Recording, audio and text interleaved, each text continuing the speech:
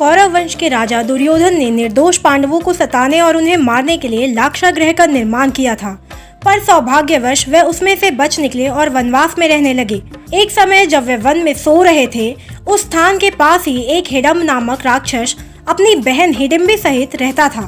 तब उनको मनुष्य की गंध आई तो उन्हें देखकर यह राक्षस अपनी बहन से बोला, इन मनुष्यों को मारकर मेरे पास ले आओ। अपने भाई के आदेश से वे वहां आई, जहां पास ही सभी भाई द्रौपदी सहित सो रहे थे और भीम उनकी रक्षा में जाग रहे थे। भीम के स्वरूप को देखकर हिडिम्बी उस पर मोहित हो और मन में यह सोचने लगी कि मेरे लिए उपयुक्त पति यही हो सकते हैं। उसने भाई की परवाह किए बिना भीम को पति मान लिया।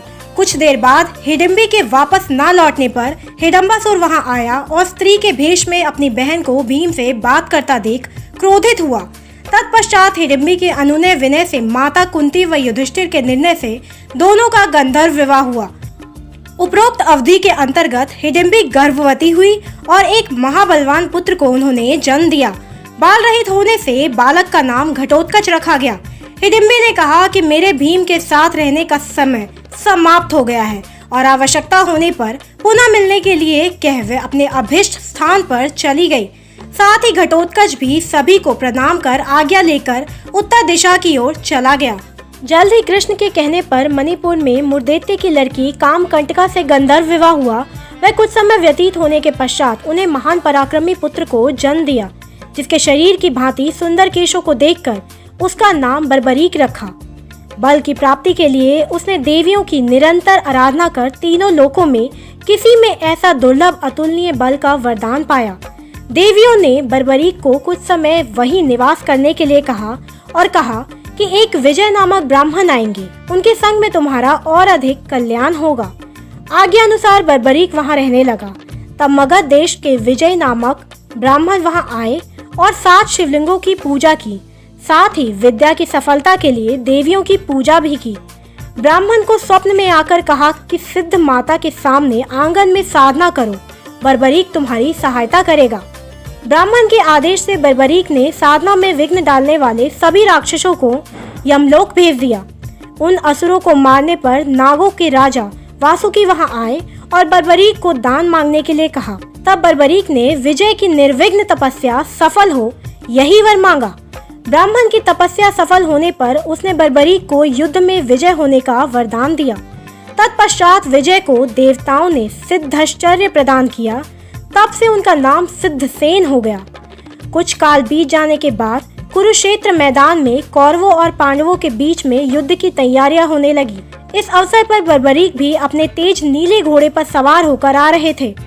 तब रास्ते में ही भगवान श्री कृष्ण ने बर्बरीक की परीक्षा लेने के लिए ब्राह्मण के भेष में उसके पास पहुँचे। भगवान ने बर्बरीक की मन की बात जानने के लिए उससे पूछा कि तुम किसकी ओर से युद्ध लड़ने आए हो। तब बर्बरीक ने कहा कि जो कमजोर पक्ष होगा उसकी ओर से युद्ध मैं लड़ूंगा। भगवान ने बर्बरीक से कहा कि तुम 3 बाणों से सारी सेना को कैसे नष्ट कर सकते हो। तब बर्बरीक ने कहा कि सामने वाले पीपल वृक्ष के सभी पत्ते एक बाण से ही निशान हो जाए और दूसरा उसे बेध दागे। कृष्ण ने मुट्ठी व पैर के नीचे 2 पत्ते छिपा लिए, पर देखते ही एक बाण से क्षण भर में सब पत्ते बिंध गए। तब श्री कृष्ण ने देखा वास्तव में यह एक ही बार में सबको यमलोक भेज सकता है। तब ब्राह्मण बने श्री कृष्ण ने बर्बरीक से याचना की। तब बर्बरीक ने कहा, हे ब्राह्मण, क्या चाहते हो? ब्राह्मण बने श्री कृष्ण ने बर्बरीक से याचना की। तब बर्बरीक ने कहा, हे ब्राह्मण, क्या चाहते हो? तब श्री कृष्ण ने कहा, क्या सबूत है? जो मैं मांगूंगा वह मुझे मिल जाएगा। तब बर्बरीक ने कहा, जब वचन की बात की है तो तुम प्राण भी मांगोगे तो मिल जाएंगे। तो ब्राह्मण के भेष में नटवर बोले, मुझे तुम्हारा शीश का दान चाहिए। यह सुनकर बर्बरीक स्तब्ध रह गए और बोले, मैं अपना वचन सहर्ष पूरा करूंगा, पर सत्य कहो, आप कौन हो? तब कृष्ण ने अपना विराट स्वरूप बताते हुए कहा कि मैंने यह सोचा कि यदि तुम युद्ध में भाग लोगे तो दोनों कुल पूर्णतया नष्ट हो जाएगा। तब बर्बरीक ने कहा कि आप मेरा शीश का दान तो ले लीजिए, पर मेरी एक इच्छा है कि मैं युद्ध को आखिर तक देख सकूं। तब भगवान ने कहा, तुम्हारी यह इच्छा पूरी होगी। तब बर्बरीक ने अपना शीश धड़ से काट कर दे दिया। शीश को अमृत जड़ियों के सहारे पहाड़ की ऊंचे शिखर पीपल वृक्ष पर स्थापित कर दिया। 18 दिन तक चले इस युद्ध में पांडवों को विजय प्राप्त हुई। साथ ही उन्हें अपनी जीत पर घमंड हो गया। तब कृष्ण उन सबको लेकर वहां पहुंचे जहां बर्बरीक का सिर स्थापित था। बर्बरीक के सामने पांडव अपनी अपनी वीरता का बखान करने लग गए। तब बर्बरीक के सिर ने कहा कि आप सबका घमंड करना व्यर्थ है। जीत श्री कृष्ण की नीतिज्ञ से ही मिला है। मुझे तो इस युद्ध में श्री कृष्ण का सुदर्शन चक्र ही चलता नजर आया था। इसके बाद बर्बरीक चुप हो गए और आकाश से फूलों की वर्षा होने लगी। तब भगवान श्री कृष्ण ने प्रसन्न होकर बर्बरीक को वरदान दिया। भगवान कृष्ण ने प्रसन्न होकर बर्बरीक को वरदान दिया कि कलयुग में मेरे श्याम नाम से पूजे जाओगे और तुम्हारे सुमरन से सभी मनोरथ पूर्ण होंगे।